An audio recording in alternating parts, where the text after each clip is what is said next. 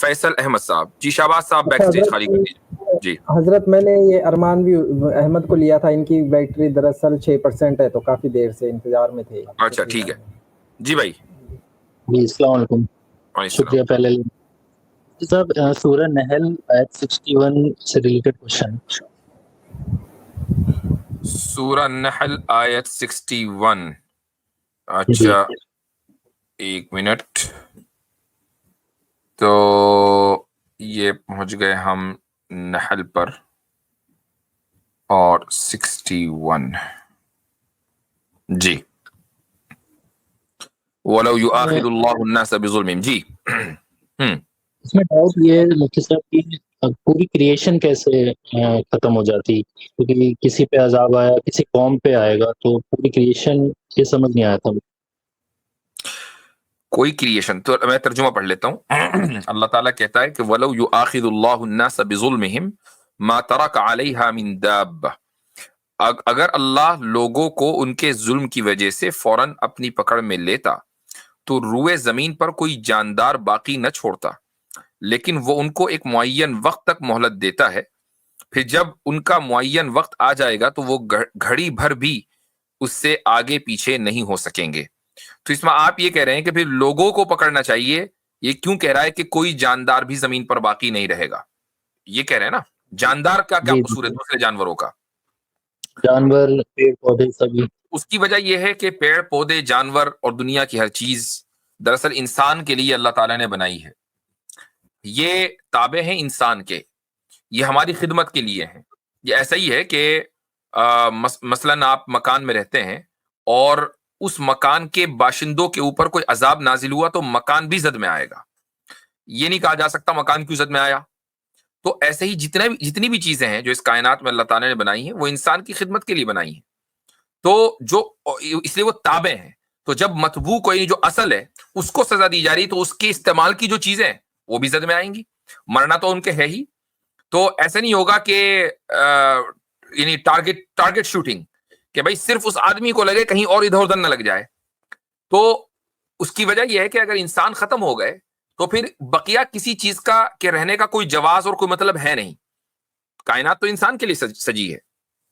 جی مفتی صاحب قیامت کے بارے میں بات ہو رہی ہے یا پھر ایک پرٹیکولر قوم کے پنشمنٹ کے لیے؟ یہاں الناس کا لفظ ہے لوگوں کو، اور اس میں دونوں چیز ہو سکتی ہیں کہ اگر لوگوں کے ظلم کی وجہ سے فوراً حساب لینے پر آ جائے تو ظاہر ہے، اور اس میں آپ یہ کہہ سکتے ہیں کہ قیامت اللہ تعالیٰ فوراً قائم کر دے تو ظاہر ہے کہ جب قیامت قائم ہوگی تو ہر چیز الٹ پلٹ دی جائے گی. اور یہاں پر یہ ایک عام کانٹیکس میں ہے، کسی خاص قوم کے لیے نہیں، بلکہ اللہ تعالیٰ اپنا ایک اصول بیان کر رہا ہے. وہ اصول یہ ہے کہ لوگ یہ کہتے ہیں کہ بھائی فلسطین کے اوپر بمباری ہو رہی ہے، اللہ تعالیٰ کہاں ہے، مدد کیوں نہیں آ رہی ہے. ٹھیک ہے، تو لوگ یہ سمجھتے ہیں کہ اللہ تعالیٰ بھی اسی ٹائم میں ہے، وہ بھی ٹائم باؤنڈ ہے جیسے ہم ہیں. اتنے دن ہو گئے 7 اکتوبر سے پورا کام جاری ہے اور ابھی تک کے اور 30-35 ہزار بچوں کو مار دیا گیا ہے، اور اللہ تعالیٰ کیا کر رہا ہے وغیرہ وغیرہ. بہت سے لوگوں کے ذہن میں یہ سوال آتا ہے. تو اللہ تعالیٰ اس کا جواب دے رہا ہے، اس اصول کو بیان کر رہا ہے کہ اس کا جو جزا اور سزا کا جو نظام ہے وہ انسانوں کی خواہشات اور ان کے جذبات کے تابع نہیں ہے. وہ اللہ تعالیٰ جانتا ہے کس وقت کس کو جزا دینی ہے، کس وقت کس کو سزا دینی ہے. وہ ہماری طرح ریئیکشنری نہیں ہے، چونکہ ریئیکشنز کی بنیاد ایموشنز پر ہوتی ہے. اللہ تعالیٰ کے اندر ایموشنز نہیں ہیں. جی میری آواز آ رہی ہے حضرت؟ جی آ رہی ہے. اب آئیے. اچھا ڈسٹورشن وغیرہ تو نہیں ہے کوئی؟ مجھے کہہ رہے ہیں شاید آواز کا کوئی مسئلہ. اچھا ابھی کلیئر ہے. جی ہاں جی اب پہلے تھی تھوڑی سی نوکنگ کی آواز آ رہی تھی، اب ٹھیک ہے. چلے الحمدللہ اب ٹھیک ہے. حضرت میں آپ سے یہ جاننا چاہ رہا ہوں جو آیت انہوں نے پیش کی ہے اس پر میں یہ جاننا چاہ رہا ہوں، میری اصلاح فرمائیے گا کہ یہ نقطہ ٹھیک ہے یا نہیں. 2 چیزیں ویسے تو ذہن میں آ رہی ہیں. ایک تو یہ ہے کہ کیا یہاں دابہ میں کل بول کر جز مراد لیا گیا ہے؟ کیا یہ نقطہ ٹھیک ہے اس میں کہ ہم یعنی اس کی پیچھے جو بیک گراؤنڈ تھیوری وہ یہ لے لی جائے کہ چونکہ الناس کا ذکر ہے وہاں پر تو جیسے عذاب کا تعلق جلال کے ساتھ ہے، جبار ہونے کے ساتھ ہے صرف، تو اس کا اظہار اس طریقے پر کیا جائے کہ ایک جنس کو ایک دابہ سے تشبیہ دی جائے، کیونکہ دابہ جو ہے وہ پھر کیڑے مکوڑے ہیں. جیسے ہم کہتے ہیں کہ ان چیزوں کی لا یعنی زندگی ہوتی ہے، میننگ لیس زندگی ہے. جانوروں کی وہ گزر رہے ہیں، آ رہے ہیں، بچے پیدا ریپروڈیوس کرتے ہیں پھر چلے جاتے ہیں، ان کا کوئی مقصد نہیں زندگی کا. ویراز انسان کا مقصد ہے. تو کہا کہ اگر انسانوں کے اندر سے یہ صفت چلی جاتی ہے جو ان کو ناس بناتی ہے تو پھر وہ دابہ کی کیٹیگری میں ہے، جیسے چھپائے ہیں. تو لہذا پھر میں کوئی دابہ نہ چھوڑتا کہ کوئی انسان باقی نہ رہتا, یعنی الناس بول کے دابا بول کے جز مراد لیا گیا. کہ ٹھیک ہے یہاں سے؟ نہیں, یہ ایک لمبا اسٹریچ ہے. سیدھی بات یہ ہے کہ دابا کے جو لنگوسٹک میننگ ہے کل ما یدب فی الارض, کہ ہر وہ چیز جو زمین پہ چلے, یعنی ہر جاندار کو دابا کہا جاتا ہے. تو دابا سے مراد صرف کیٹلز نہیں ہے بلکہ ہر جاندار ہے. اب یہاں پر یہ دیکھنے کی بات ہے کہ انسانوں کی جو زندگی ہے وہ دوسرے جانداروں کے اوپر ڈیپینڈ کرتی ہے. تو اگر اللہ تعالیٰ انسان کو ڈسٹروائے کرے گا تو اس کی زندگی کے جو وسائل ہیں وہ بھی ڈسٹروائے ہوں گے. یہ کیسے ہو جائے گا کہ خالی انسان تو ڈسٹروائے ہو جائے, زندگی کے وسائل باقی ہیں, جو زندگی پھر شروع ہو جائے گی کیونکہ زندگی کے وسائل موجود ہیں. میں مفتی یہی صاحب وجہ ہے میرے خیال سے. جی آگے سر. جی بہت شکریہ آپ کا. میں چونکہ ایکولوجی کے حوالے سے بھی تھوڑا سا میں ریسرچ کرتا رہتا ہوں, تو میری جو انڈرسٹینڈنگ ہے اس آیت کی وہ یہ ہے کہ اس میں اللہ تعالیٰ نے ایکچولی پروسیس ایکسپلین کیا ہے کہ تباہ کس طرح سے کیا جاتا ہے. یعنی کہ ایسا نہیں ہوتا کہ کسی قوم نے کچھ غلط کیا تو غلط کرنے والے ختم ہو اور باقی سسٹم رہے گا, بلکہ وہ جو وسائل جن کی آپ بات کر رہے ہیں ان کے ذریعے ختم کیا جائے گا. یعنی آج دنیا سے اگر شہد کی مکھی کو ختم کر دیا جائے تو ہمارا ایکولوجیکل سسٹم تباہ ہو جائے گا, لٹرلی انسان مر جائیں گے. ایسے ہی چرند پرند جو ہیں یہ گھاس کھاتے ہیں, یہ گھاس کھانا چھوڑ دیں تو ان کی گریزنگ کی وجہ سے جو زمین میں الٹ پلٹ ہوتا ہے اور تازہ آکسیجن اندر جاتی ہے, جس سے ایک نیا پھر ایک جو پیدائش کا سلسلہ درختوں کا وہ شروع ہوتا ہے. یا جو پتے گر جاتے ہیں درختوں کے اور وہ گرنے کے بعد کیٹلسٹ بن جاتے ہیں, نئی زمین جو اپنا پیداوار ہے وہ اس سے ہوتی ہے. تو یہ ایک لمبی لسٹ ہے چیزوں کی, کہ اور اس میں ہے کہ کوئی بھی چیز ایسی نہیں ہے کہ جو اس دنیا کے لیے غیر ضروری ہے. ایون جب کوئی اسپیشیز ایکسٹنکٹ ہوتی ہے تو اس کی ریپلیسمنٹ پہلے آتی ہے, پھر وہ ایکسٹنکٹ ہوتی ہے. تو یہاں پہ جو اللہ تعالیٰ کہہ رہے ہیں کہ جو طریقہ کار ہے تباہ کرنے کا وہ یہ ہے کہ پھر وہ زلزلوں کی صورت میں ہو سکتا ہے, پھر وہ تمہارے جو وسائل ہیں وہ تم سے واپس لے لی جا سکتے ہیں. تو بات یہ ہے کہ اگر ایسا کیا جائے اور فوری طور پہ کیا جائے تو وہ ساری چیزیں جو سسٹیننس کی ہیں وہ ساری کی ساری ریموو کر دی جائیں گی, اینڈ جو آپ کا سسٹم ہے وہ ریپ اپ ہو جائے گا. جی ہاں, زبردست. صاحب میں نے ایک ویڈیو دیکھا آپ کا کہ اس میں اسلام پہ ایک الزام لگ رہا تھا کہ حیض کی وجہ سے عورتیں جہنم میں جائیں گی, تو اس میں آپ نے جواب بھی دیا اس کا. لیکن مجھے پتہ نہیں, وہ شاید دوسری حدیث آپ نے بتائی وہ چیز دوسری حدیث میں بھی ہے, لیکن ایک اور حدیث مجھے ملتی ہے اس میں ایسا مجھے لگتا ہے کہ یہ چیز ہے, تو اگر آپ اس کو دیکھ کے بتا دیں تو صحیح رہے گا. صحیح بخاری کی 304 حدیث ہے جس میں ایسا لگتا ہے مجھے کہ حیض اللہ نے ہی دیا ہے اور پھر ریلیجن میں بھی. obviously بات ہے, اس سے کون انکار کر سکتا ہے, ہر چیز ہمارے پاس اللہ کی طرف سے. جی اور پھر جو ریلیجن میں صحیح بخاری 304 کتاب الحیض. ہاں تو اسی کا تو جواب دیا تھا. بتائیے اس میں کیا ہے. اس میں جو جہاں پہ ریلیجن اور جو ڈیفیشنسی کی بات ہو رہی ہے, نیچے جو بات ہے سیکنڈ ہاف میں وہ والی بات میں حیض کی بات آئی ہے. اوپر تو کلیئر ہے کہ جو اپنے پتی کی نافرمان ہے وہ جائیں گی جہنم میں, اس میں کوئی دقت نہیں ہے. بٹ جو ریلیجن میں ڈیفیشنسی ہے وہ اس وجہ سے ہے کیونکہ حیض آتا ہے اور پرے نہیں کر سکتی ہیں اور روزہ نہیں رکھ سکتے. تو یہ تو مطلب اللہ کی ہی دین ہے, اور پھر ریلیجن میں ڈیفیشنسی بھی اسی وجہ سے ہو گئی, تو یہ تو مطلب غلط ہو گیا نا. تو یہ بات تو آپ کی کلیئر ہو گئی نا کہ حیض کی وجہ سے جہنم میں نہیں جائیں گی. ٹھیک ہے, نہیں اسی حدیث میں ہے, تو میں وہی پوچھنا چاہ رہا ہوں نا کہ ریلیجن میں ڈیفیشنسی بھی رسول اللہ نے بتائی ہے اور اسی حدیث میں ہے, تو مجھے لگ رہا ہے کہیں یہ دونوں چیزیں کی وجہ سے جہنم میں ہوگی. نہیں اوپر بتا دیا. جب اسی حدیث میں دیکھیں, میں حدیث میں پڑھ دیتا ہوں کہ آپ صلی اللہ علیہ وسلم عورتوں کی جماعت کے پاس آئے اور کہا کہ صدقہ کرو چونکہ میں نے تمہاری تعداد جہنم میں زیادہ دیکھی ہے. تو عورتوں نے کہا کہ وبیما یا رسول اللہ, کیوں, یعنی کس وجہ سے. با جو ہے سبب کے لیے آتا ہے, کس وجہ سے یا رسول اللہ آپ نے ہماری تعداد جہنم میں زیادہ دیکھی ہے. تو اس کی 2 وجہ بیان کی. پہلی وجہ کہ تم لان تان زیادہ کرتی ہو, اور دوسری وجہ جیسے ابھی بات ہو رہی تھی, صبح اٹھ کے میرٹل ریپ کا الزام لگا دیا, تو یہی تو ہے تکثرن اللعنہ. اچھا, وتکفرن العشیرہ, اور تم اپنے شوہر کی نافرمانی بہت کرتی ہو. یہ 2 وجہ ہیں. ٹھیک ہے, اس کی وجہ سے میں نے تم کو جہنم میں زیادہ دیکھا.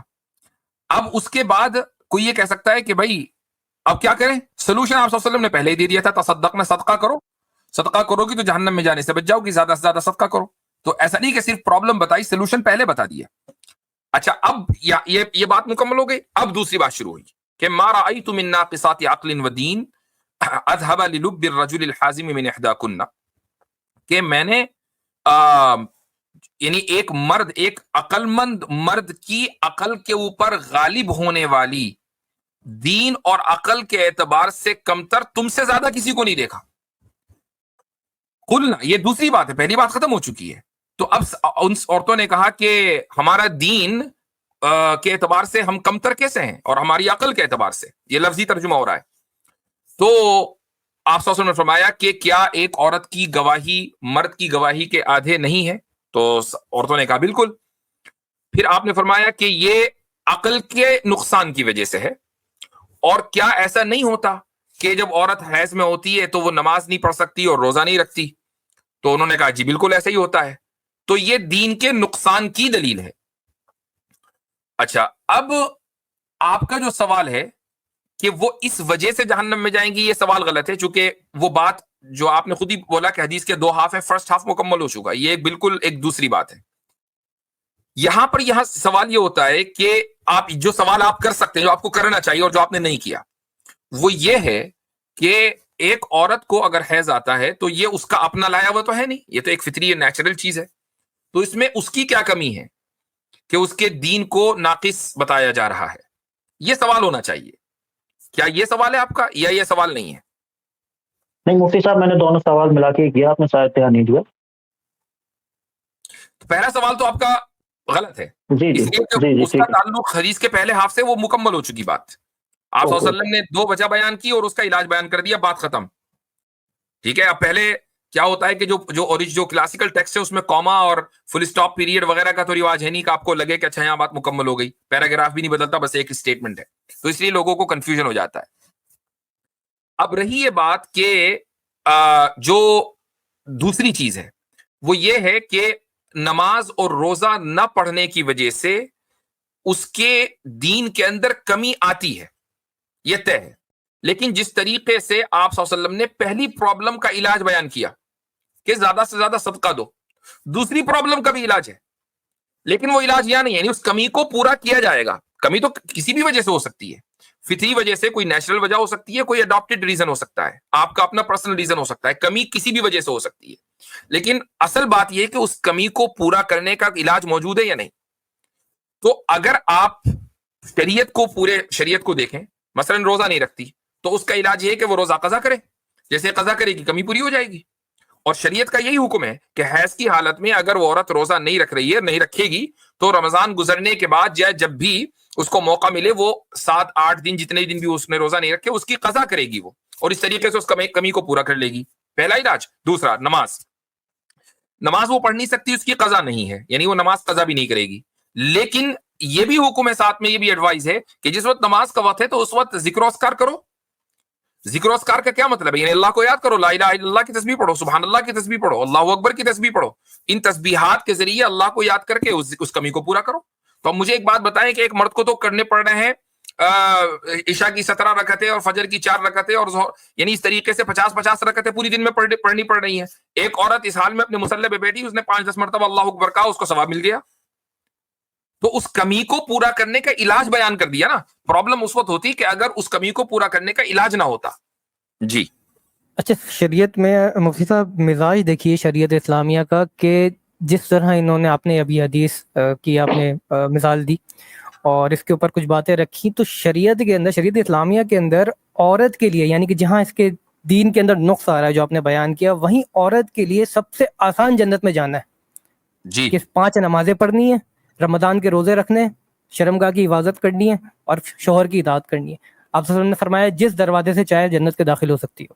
بنسبت مرد کے جس طرح آپ نے ساری باتیں بیان کی کہ بھائی فجر کی جو ہے وہ عشاء کی 17 رکعات اور کل ملا کے 50 رکعتیں یہ ہو گئی، اور پھر دیگر جو ہمارے اوپر فرائض ہیں جیسے کہ زکوٰۃ کا مسئلہ ہو گیا، جہاد کا معاملہ ہو گیا، گھر والوں کی حفاظت ہو گئی. لوگ کہتے ہیں کہ عورت کے اوپر جو ہے وہ ظلم کیا جاتا ہے. میں کہتا ہوں ایک عورت تابع ہوتی ہے اپنے ہسبینڈ کی، یعنی اس کو اپنے ہسبینڈ کا تابع بنایا جاتا ہے. حالانکہ مرد کے اوپر جو ذمہ داریاں ہیں، مرد ہمارا زیادہ مظلوم ہے. مرد کے اوپر بیوی کی بھی ذمہ داری ہے، بیٹی کی بھی ذمہ داری ہے، بہن شادی شدہ نہیں ہے اس کی بھی ذمہ داری ہے، ساتھ ساتھ جو ہے وہ ماں کی بھی ذمہ داری ہے، والدین کی بھی ذمہ داری ہے. تو یہ وہ ساری چیزیں جو لفظ استعمال کیا کہ مرد زیادہ مظلوم ہے، یہ بھی ویسٹرن پیراڈائم کے اعتبار سے، ورنہ یہ ظاہر ہے کہ ذمہ داریاں کسی چیز کے کو مظلوم نہیں بناتی. کسی کو ذمہ داری ہے، اس کو ادا کرنی ہے. مفتی صاحب اگر یہ حدیث دیکھیں گے تو جیسے فیمنسٹ اس کو ایز اے یعنی کہ نیگیٹو وے میں اپروچ کرتے ہیں، یا جو ویسٹرن پیراڈائم ہے اس کو نیگیٹو وے میں اگر اس حدیث کو دیکھیں تو یہ نیگیٹو نہیں ہے، اس میں اپریسیشن ہے عورت کا. اگر اس کا کانٹیکس دیکھیں وہ عید کا دن ہے اور اس کے جو جملے ہیں وہ یہی ہے کہ یعنی کہ وہ جنس جس کے اوپر عقل اور دین کی ذمہ داری کم ہے وہ مردوں کے عقل کو لے اڑتی ہے. جی ہاں صحیح بات ہے. میں نے تو اس پوائنٹ کو اس لیے نہیں ٹچ کیا کہ وہ چونکہ انہوں نے سوال ہی نہیں کیا تھا، لیکن اچھا ہوا کہ آپ نے اٹھا دیا.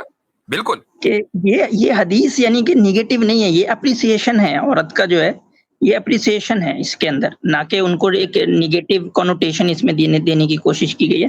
لیکن وہی ہے کہ جو لوگ ایک دوسرے ہی مائنڈ سیٹ سے یا لینس سے دیکھنے کی کوشش کرتے ہیں تو پھر جو ہے ان کو سمجھ نہیں آتی. آپ اس حدیث کا بیک گراؤنڈ جا کے سمجھے، وہ کون سا دن تھا، وہ کون سی مجلس تھی، کس واقعے پہ اللہ کے نبی صلی اللہ علیہ وسلم نے یہ سب بتایا، تو آپ کو سمجھ میں آئے گا کہ وہ تو ایک یعنی کہ سمجھیں کہ عورتوں کو نیکی کی طرف راغب کرنے کے لیے جو ہے یہ ساری باتیں بتائی جا رہی ہے اور ان کو اپریشیٹ کیا جا رہا ہے. اور اس چیز کو عورتوں سے زیادہ کوئی بہتر نہیں سمجھ سکتا. یعنی ان عورتوں کو جو وہاں مجلس میں موجود تھی ان کو کوئی اعتراض نہیں ہوا، وہ بلا بلا کر رہی ہیں ہاں بالکل ٹھیک ہے، بالکل صحیح کہہ رہے ہیں آپ. کیونکہ ان کو لگ رہا ہے کہ ہمیں اپریشیٹ کیا جا رہا ہے، نہ یہ کہ ہمیں کرٹیسائز کیا جا رہا ہے. جی ٹھیک ہے بھائی. میں ایک چیز بس ایڈ کر دوں کہ جیسے حیض عورتوں کو آ رہا ہے تو اس کی وجہ سے ان کے اوپر ایک بہت بڑی ذمہ داری بھی ہے کہ وہ نسل آگے بڑھانے کا مطلب ذمہ داری ہے ان کے اوپر. تو اس کو کمی کے طور پہ دیکھنا یہ بھی صحیح نہیں لگتا مجھے. حیض کو کمی کے طور پر نہیں دیکھا جا رہا ہے، حیض کی وجہ سے جو دینی پریکٹسز میں کمی آ جاتی ہے اس کو بیان کیا جا رہا ہے کہ اس کی وجہ سے دینی پریکٹسز میں کمی آ جاتی ہے. پھر دوسری پوری شریعت کے اندر اس کمی کو پورا کیسے کرنا ہے وہ بھی بیان کر دیا گیا. حیض کمی نہیں ہے. جی شکریہ. چلیں جی. الدال علی الخیر کفاعلہ، نبی کریم صلی اللہ علیہ وسلم کا ارشاد ہے کہ خیر کے کام کا راستہ بتانے والا ایسا ہی ہے جیسا کہ خیر کے کام کا کرنے والا. آپ لوگوں کی اپنی مرضی ہے، آپ کو اگر پسند آئے تو آپ سبسکرائب کریں. ہمارا کام ہے اپنی بات رکھ دینا.